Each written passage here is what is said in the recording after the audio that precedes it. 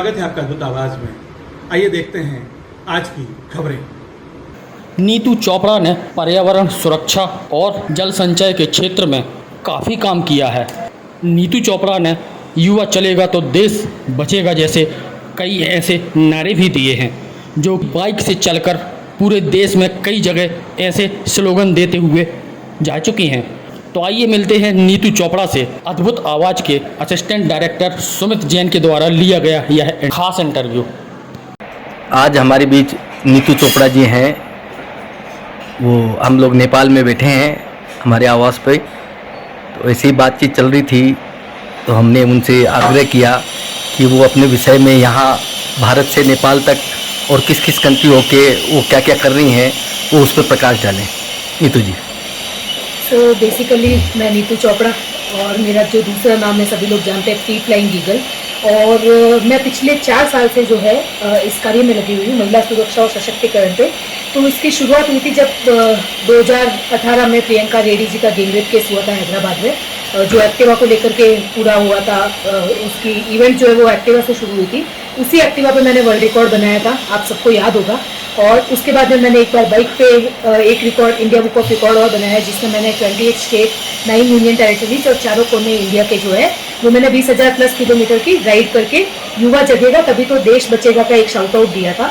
सो आपको पता है कि मैं जो भी कोई भी मिशन करती हूँ तो मैं ट्रैवल को एक माध्यम बनाती हूँ, क्योंकि ट्रैवल के थ्रू जो है आप बहुत अधिक लोगों तक अपना मैसेज पहुँचा सकते हैं।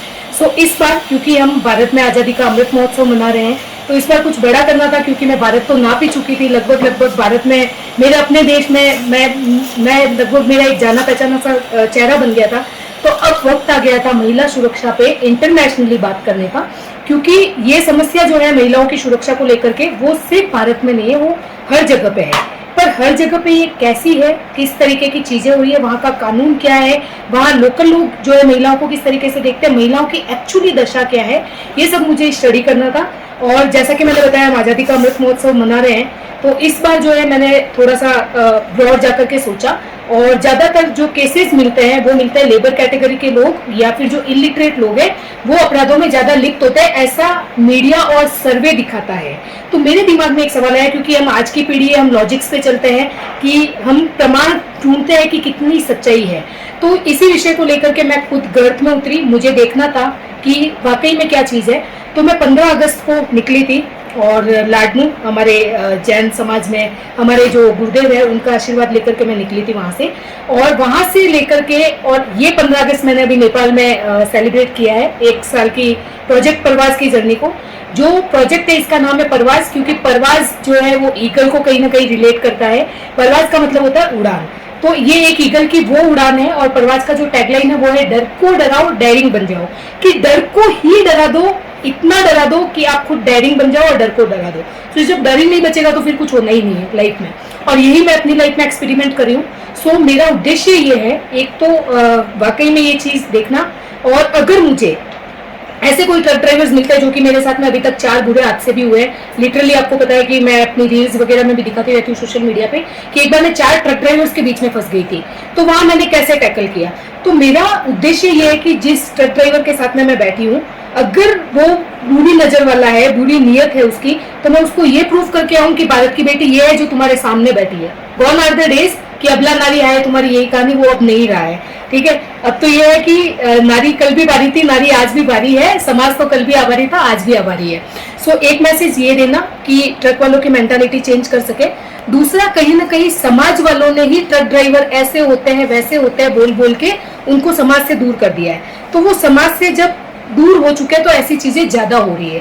तो जब मैं ट्रक ड्राइवर्स के साथ खाना खाती हूँ, इवन मैंने अभी तक 4 रातें ट्रक ड्राइवर्स के साथ में पूरी काटी है, तो लोगों को ये मैसेज देना कि ट्रक ड्राइवर छोटा नहीं है, हमारी जो इकोनॉमी है, हमारा जो संसार है, वो उन्हीं की वजह से चल रहा है, नहीं तो इधर से उधर आपके पास सामान कैसे पहुंचेगा।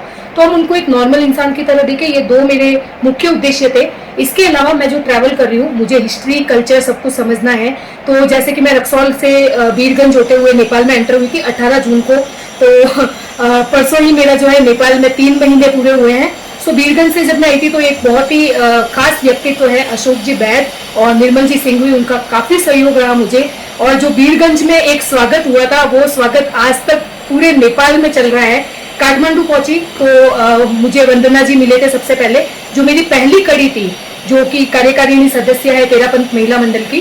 सो वो मेरे से काफी टाइम से कनेक्टेड थे और जैन समाज से बिलोंग करते हैं। उनके थ्रू मैं बहुत सारे जो है महान व्यक्तित्व से यहाँ पे मिली, जैसे फूल कुमार जी है, अंकल है, संचेती अंकल है, और भी है अमिता नाटा आंटी है, ये सुमित जी मिले हैं, इनका एक बहुत ही विशेष रोल यहाँ पे रहा है, और मालचंद जी अंकल है।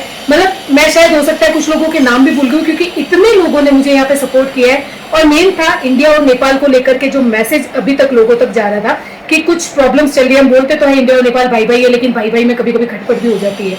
तो एक और मैसेज यहाँ पे मेरे लिए महत्वपूर्ण ये था, क्योंकि मैं हमेशा जब रिकॉर्ड अटेम्प्ट करती हूँ तो मैं कुछ चैलेंजेस डाल देती हूँ कि कोई रिकॉर्ड मेरा तोड़ ना पाए। सो ये मेरा सेकंड वर्ल्ड रिकॉर्ड अटेम्प्ट है, इंडिया बुक ऑफ रिकॉर्ड मेरे नाम पे 3 हो चुके हैं। तो यहाँ पे मैंने थोड़ा चैलेंज ये भी डाला था कि नेपाल में मेरी कम्युनिटी के लोग तो मुझे सहयोग कर ही रहे हैं, लेकिन नेपाल के लोगों के बीच में मैं भारत का क्या एक मैसेज छोड़ के जाती हूँ और यहाँ से मैं नेपाल की क्या हॉस्पिटैलिटी लेके जाती हूँ। तो जैसे अभी अपन मुस्तान की बात आई, $500 का परमिट था, तो ये सारे लोग जो अभी मैंने बताया है, सुमित जी है, मालचंद जी है, या और भी अनुव्रत समिति के भी मेंबर्स हैं, संचेती अंकल है, दिनेश जी नौलखा है, ये सारे लोग जो है मेरे साथ में एडमिनिस्ट्रेशन के भी चक्कर काट काट के हम टूरिस्ट मिनिस्टर से मिले, मोफा को हमने विजिट किया, तो यहाँ के जो मिनिस्टर्स है वो भी अप्रिशिएट कर रहे हैं। तो यहाँ इंडिया और नेपाल तो मेरे ख्याल से ये तो मुद्दा ही नहीं रह गया, मुद्दा वापस आ गया महिला सशक्तिकरण पे, सुरक्षा पे, तो सब लोग काफी अच्छे से प्रमोट करें।